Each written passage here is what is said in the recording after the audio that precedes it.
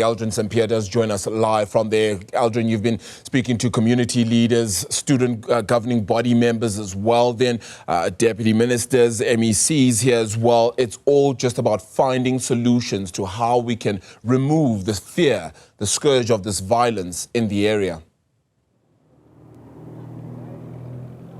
Yeah. And also, I guess, how do you stop it from becoming generational, where you have one generation that is dealing with violence, then you have a second generation as well that is dealing with the same level of violence as well. And now we know of the children that have been affected by this, the teenagers as well. I'm just going to quickly show you where we're standing currently, which is at the Teta School. We've been here since dawn this morning.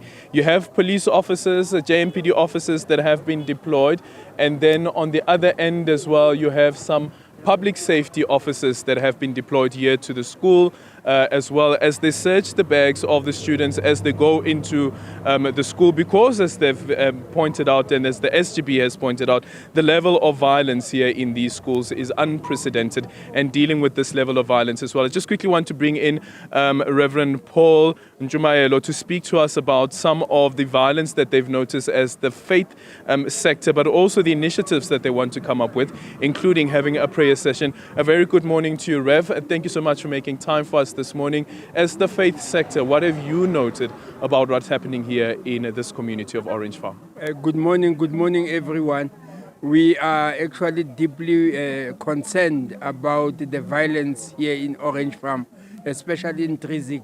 These groups of young people that are carrying guns, knives, that are stabbing each other. We have now lost quite a number of lives of young people who were murdered, brutally murdered. And we felt as a church that we cannot fold our arms because this violence disturbs the schools. People are living in fear. So we have organized a prayer meeting today at 12 o'clock as we are heading for the Easters. That as Christians we need to come together just to talk with our people, to mobilize them, to show them the importance of living in harmony and peace.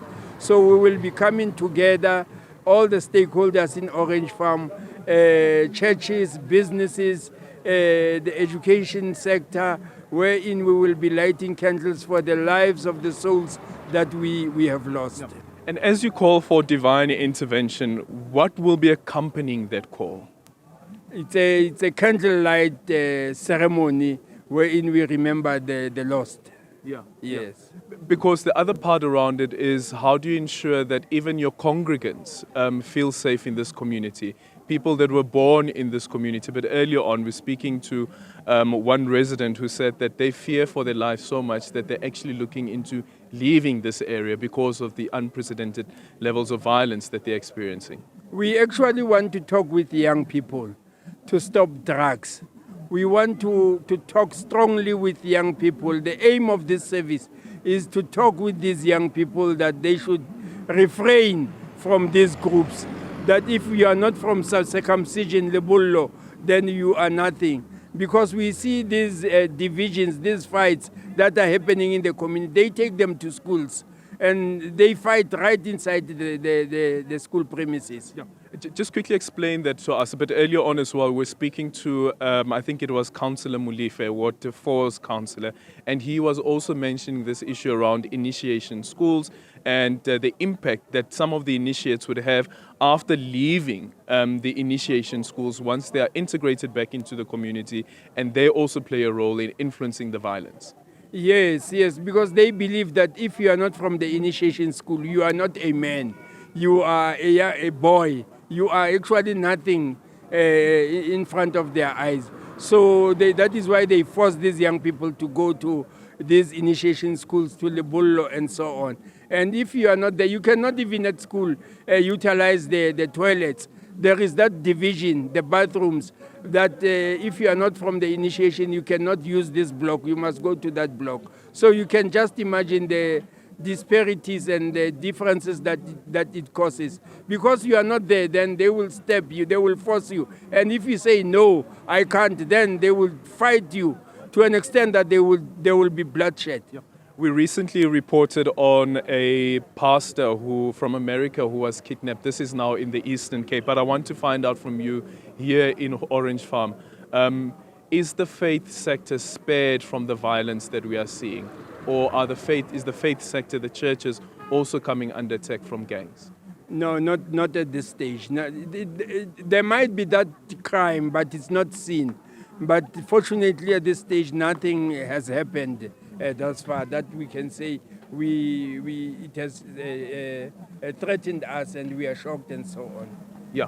Okay, then thank you so much. That is Reverend Paul Ntshumayelo. They're speaking to us about some of the incidents that they have noted here in this particular community. This is Orange Farm, where we're coming live to you from this morning. And it also informs the poll that we are running this morning. We are asking you, what measures do you think would best address teenage gang violence in our communities? These are the 4 options that we have for you.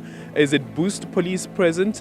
Do you believe maybe family support services could be the answer, school programs, or more job opportunities? Maybe you are part of the people that believe that the faith sector should be playing a much bigger role, and that's an option that you think that we should have had in our poll as well. You can add that in by leaving a comment on X at Newzroom 405, and we'll read those comments towards the end of the show. So scan that QR code, it will take you to the landing page, and then choose any of those 4 options there, and then Arabile as well as Andy Mahamba will be reading those comments towards the end of the show at Newzroom 405. We're coming live to you from Orange Farm.